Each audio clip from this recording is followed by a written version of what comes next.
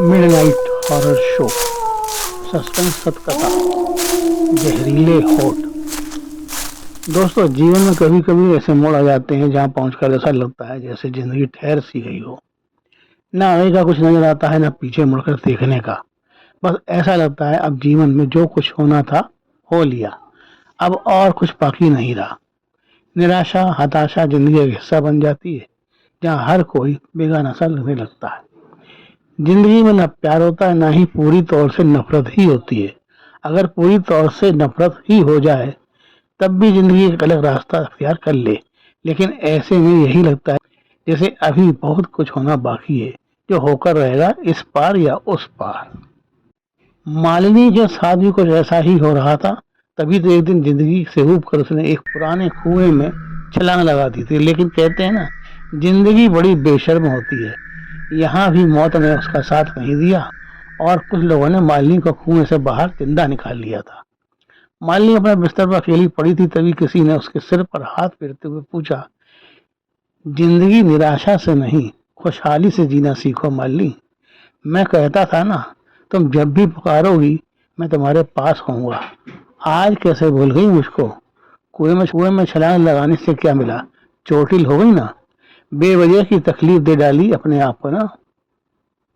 मालिनी ने आंखें फाड़ कर देखा और अपना सिर उसकी गोद में रखकर फूट फूट कर रोने लगी। कहाँ चले गए थे मुझे अकेला छोड़कर? अब नहीं। इसके आगे मालिनी कुछ न बोल सकी थी, क्योंकि उसका गला रुंध गया था। वह मालिनी के सिर को बड़े प्यार से सहला रहा था। मालिनी का गला जब कुछ साफ हुआ, वह उसे देखते हुए बोली, अब और जीना मेरे लिए कठिन हो गया है। आपके बिना जी नहीं पा रही प्रणव। तुम्हें जीना होगा, अपने लिए ना सही, अपने प्रणव के लिए जीना होगा। भावनाओं में बहकर किया गया अपना वादा मत भूलो मालिनी, वरना मुझे बहुत कष्ट होगा अपना शेष समय बिताने में। मालिनी को याद आ गया वो दिन, जिस दिन वह और प्रणव पथरीले रास्ते पर आगे बढ़े जा रहे थे और अचानक से प्रणव का पैर एक पत्थर से टकराया और प्रणव गहरी खाई में जा गिरा था। मालिनी चट्टान के ऊपर से प्रणव को नीचे खाई में गिरता देखती रह गई थी, एक निहत्थे प्राणी की तरह। भय और दहशत के मारे उसका मुंह सूख गया था। वह लाख कोशिशों के बाद भी चीख नहीं पा रही थी। वह चाह रही थी कि किसी को पुकारे, बचाओ बचाओ, लेकिन उसके होंठ जैसे किसी ने सी दिए हो। क्षण भर में ही वह भी बेहोश हो गई थी। जब होश आया तब वह एक छोटे से कमरे में पड़ी चारपाई पर थी। कमरे में एक लैंटर्न जल रही थी, जिसकी धीमी धीमी रोशनी में उसने कमरे में देखा एक बूढ़ा बाबा उसी के पास जमीन पर बैठा था। बाबा ने पूछा, कैसी हो बेटी? आप कौन है बाबा? माली ने उस बूढ़े की ओर ताकते हुए पूछा।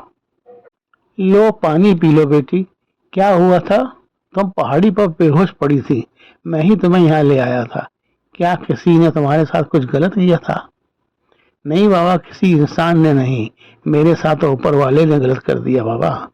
मेरा सब कुछ लुट गया, अब मैं कैसे जीऊंगी बाबा? मेरी तो जिंदगी वीरान हो गई।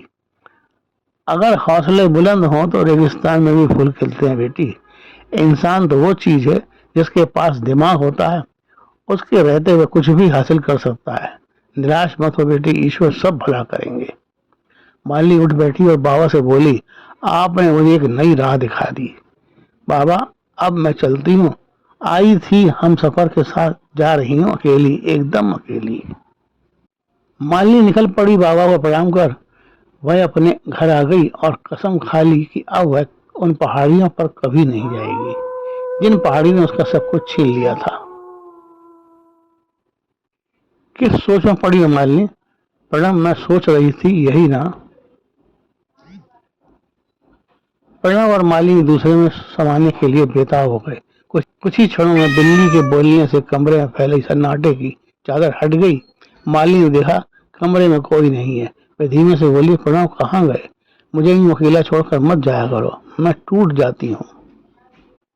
जब भी तुम किसी परेशानी में होगी और मुझे याद करोगी, मैं तुम्हारे पास होऊंगा। मैं तो हमेशा परेशानी में ही रहती हूँ प्रणव, तुम मुझसे दूर न जाया करो। मालिनी और प्रणव के मिलन का यह सिलसिला अब निरंतर चलने लगा था। प्रणव के होठ जहरीले बन चुके थे, जो धीरे धीरे मालिनी को मृत्युशैया की ओर ले जा रहे थे। प्रणव के जहरीले होठों का रसास्वादन करते करते दिन प्रतिदिन मालिनी का शरीर शिथिल होने लगा था। उसकी आंखें भीतर की ओर धंसने लगी थी। शरीर जैसे हड्डियों का ढांचा बनता जा रहा था। ऐसा लगता था जैसे उसने खाना पीना सब कुछ छोड़ दिया हो। एक दिन मालिनी की सहेली प्रिया मालिनी से मिलने आई। उसने जब मालिनी को देखा उसके होश उड़ गए। प्रिया ने चौंकते हुए कहा, मालिनी क्या हुआ तुझे? तेरा शरीर तो हड्डियों का ढांचा बन गया है, सब ठीक तो है ना? मालिनी ने कहा, हाँ सब ठीक है। दोनों सहेलियों का मिलन काफी समय बाद हुआ था, इसलिए वे घंटों बैठी बातें करती रहीं। मालिनी ने अपने सारे दुख दर्द प्रिया को कह सुनाए। प्रिया हैरानी से मालिनी की बातों को सुने जा रही थी। प्रिया समझ चुकी थी कि मालिनी किसी ऊपरी चक्कर में पड़ चुकी है, जो उसके शरीर को दिन प्रतिदिन खोखला करता जा रहा है। प्रिया मालिनी से बातें तो जरूर कर रही थी, लेकिन मन ही मन सोच रही थी कि मालिनी को कहाँ ले जाए, किसके पास ले जाए जो इसको प्रेत मुक्त करा सके। क्या मालिनी बच पाएगी? क्या मालिनी पर सवार ब्रह्म रूपी आत्मा मालिनी को छोड़ देगी? आप अपने विचार कमेंट बॉक्स में जरूर लिखें। नमस्कार।